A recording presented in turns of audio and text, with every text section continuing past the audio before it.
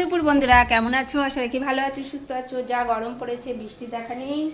তো আসার পথে কাজ থেকে এখানে ডাল সেদ্ধ বসিয়ে দিয়েছি, ভাত হয়ে গেছে। এই দেখো মাংস, এটাকে আমি এখন কাটবো। ওটা কিনে নিয়ে এসেছি দোকান থেকে, কেটে দেয়নি। আমি তাড়াহুড়োর টাইমে বললাম কাটতে হবে না, বাড়িতে গিয়ে কাটবো। তো এটাকে কেটে রান্না করবো। বাইরে দেখো আজকে একটু মেঘলা মেঘলা হচ্ছে, হোক বৃষ্টি হোক বাবা, যাই হোক বৃষ্টিটা হোক। মানুষ হাঁসফাঁস অবস্থা, এদিকে বিছনার পাটির কী অবস্থা দেখো বন্ধুরা। আমি তো ঘরে সকালবেলা উঠেই বেরিয়ে যাই, তো বিছনাপাটিতে এরকম অবস্থা থাকবে। বেটা ছেলে মানুষ বাড়িতে থাকে, ওরা কী বা করবে। এই তো গুছাতে গুছাতে আমি রান্নাঘরে দেখতে গেছি, তো এখন বিছনাটা গুছিয়ে নিই পাটপাট করে। চলো বন্ধুরা, তোমরা সবাই কেমন আছো জানিও। গরমে কেমন আছো, বিশেষ করে যা গরম পড়েছে। গরমে সবাই ভালো থেকো, সুস্থ থেকো, বেশি বেশি করে জল খেও। সব থেকে বড় কথা, হালকা পাতলা রান্না খেও, বেশি বেশি করে জল খেও। প্রেশারে সিটি পড়ে যাচ্ছে বন্ধুরা আমার। এই গরমে না সব থেকে খারাপ কী লাগে জানো? ওই বিছনা দেখলে। শীতকালে যখন বিছনাটাকে আদর করা হয়, আর গরমকালে সেই বিছানাটাকে দেখলে রাগ ধরে যায়, তখন আর বিছানা দেখতে ইচ্ছা করে না। পাট পাট করে বিছানাটা গুছিয়ে নেবো, ট্যাপ ট্যাপ করে, ট্যাপ ট্যাপ ট্যাপ করে, যেমন মানুষের গরম করছে, ট্যাপ ট্যাপ করে বিছানাটাকে গুছিয়ে নিলাম। একটা আছে দেখো কাঁথা, ভোরের দিকে এই ঘরে এসে যাবে তো একটু ঠান্ডাটা লাগে, তাই একটু কাঁথা হলে মন্দ হয় না। তো এই কাঁথাগুলো জানো তো ছিঁড়ে ছিঁড়ে গেছিলো, তো এর মধ্যে ওয়ার পরিয়ে দিয়ে গেছে আমার মা, যেন দেখতে কত সুন্দর লাগছে। এর উপর দিয়ে চকচক করে দিয়ে গেছে। তোমরা সবাই খুব ভালো থেকো, সুস্থ থেকো। আকাশে একটু মেঘ মেঘ এসছে, যা হোক বৃষ্টিটা হোক।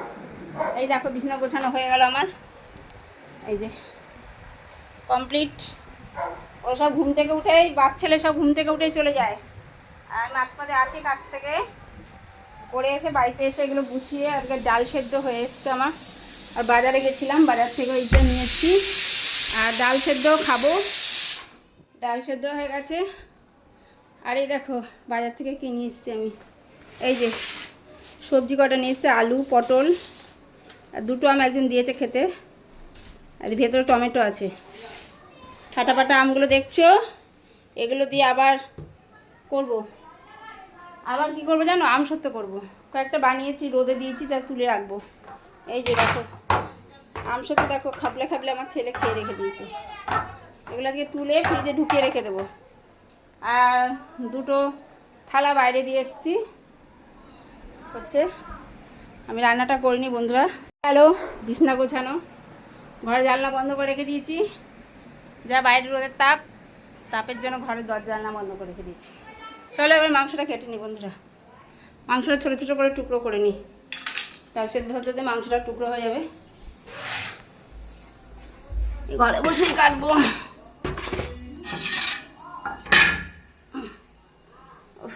কি গরম বন্ধুরা, এত গরম, জানি না। পশু পাখিগুলো হাহাকার করছে জলের জন্য। এক একটা কুকুর আবার দেখছি কি জলের মধ্যে নিজেরাই নেমে পড়ছে, জলে নেমে একটু গাটা ভিজিয়ে আবার উপরে শুচ্ছে, আবার কিছুক্ষণ মধ্যে দেখি আবার কুকুরগুলো উপরে উঠছে। ওদেরও নিজস্ব গরম আছে না, ওদের তো গায়ে পশম বলতে তো গরম লাগবেই। ডালটা আবার ফোড়ন দিয়ে দিলাম।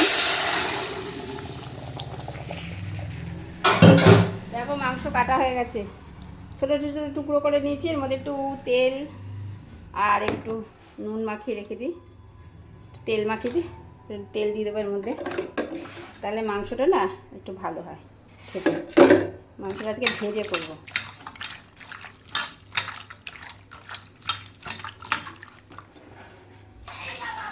দিলাম,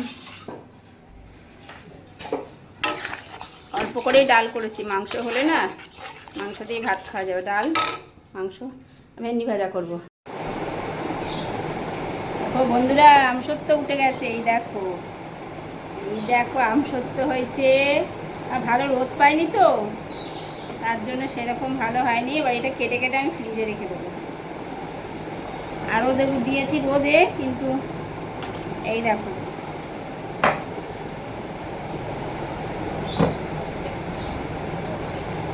বেশি রোদ পাওয়া যায় না তো এখানটায়, তাই অবস্থা এরকম।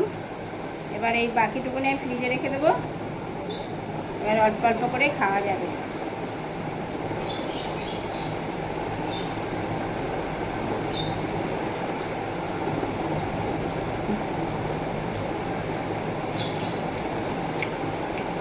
আজকে আবার কতগুলো আম পড়েছে, ওগুলো করবো।